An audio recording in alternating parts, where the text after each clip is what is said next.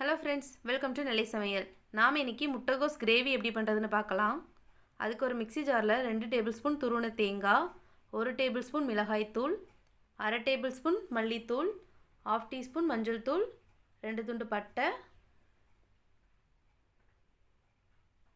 3 கிராம்பு, 2 ஏலக்காய், அதோட பொட்டுக்கடலை 1 டேபிள் ஸ்பூன் சேர்த்துக்கோங்க.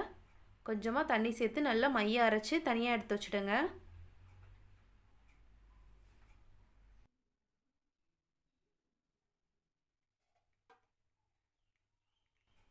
ஒரு பேனில் 1/2 டேபிள் ஸ்பூன் எண்ணெய் சேர்த்துக்கோங்க. எண்ணெய் சூடானதும் 1/2 டீஸ்பூன் சோம்பு, அதோட ஒரு கொத்து கருவேப்பிலை, ஒரு நிமிஷம் கலந்து விட்டுறலாம்.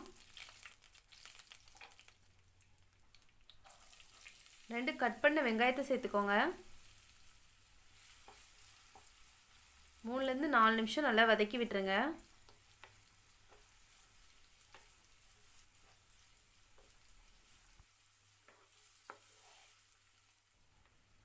வெங்காயம் இந்த அளவுக்கு வதங்கினதுக்கப்புறமா 1/2 டேபிள் ஸ்பூன் இஞ்சி பூண்டு பேஸ்ட் சேர்த்துக்கோங்க. ஒரு பச்சை மிளகாய், 2லேருந்து 3 நிமிஷத்துக்கு லோ ஃப்ளேமில் வச்சு நல்லா வதக்கி விட்டுருங்க.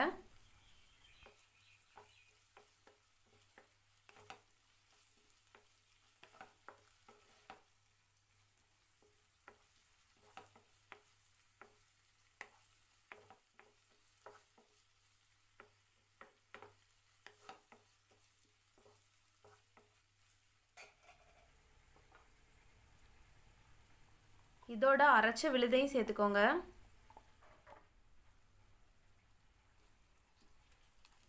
ஒரு 5 நிமிஷத்துக்கு லோ ஃப்ளேமில் வச்சு வதக்கி விட்டுட்டே இருங்க.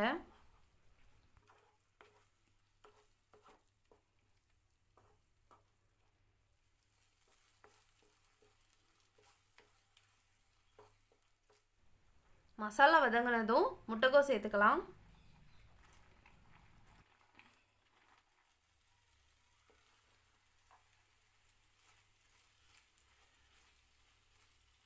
மிக்ஸ் பண்ணி விட்டுருங்க.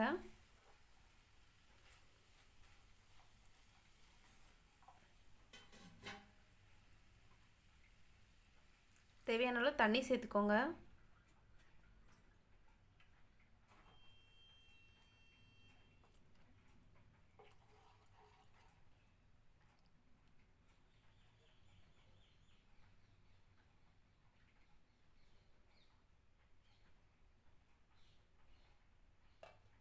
ஒரு மூடி போட்டு 5லேருந்து 7 நிமிஷத்துக்கு லோ ஃப்ளேம்லேயே கொதிக்க விடுங்க.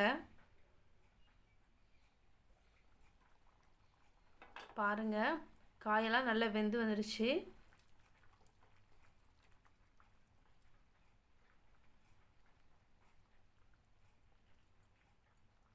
கடைசியாக 1/2 டீஸ்பூன் கரம் மசாலா, கொஞ்சமாக மல்லியெல்லாம் சேர்த்து நல்லா மிக்ஸ் பண்ணி விட்டுருங்க. இந்த கிரேவி இட்லி, தோசை, சப்பாத்தி, ரொட்டின்னு எல்லாத்துக்குமே ரொம்பவே சூப்பரான சைட் டிஷ். ட்ரை பண்ணி பாருங்கள். வேறு எந்த வெஜிடபிள்ஸும் தேவையில்லை, முட்டைகோஸ் மட்டும் இருந்தால் போதும். ரொம்பவே குயிக்காக வச்சிடலாம். இந்த ரெசிபி வீட்டில் ட்ரை பண்ணி பார்த்துட்டு எப்படி இருந்துச்சுன்னு கமெண்ட் செக்ஷனில் சொல்லுங்கள். நெல்லை சமையல் சேனலுக்கு லைக் பண்ணுங்கள், ஷேர் பண்ணுங்கள் அண்ட் சப்ஸ்கிரைப் பண்ணுங்கள். தேங்க்யூ.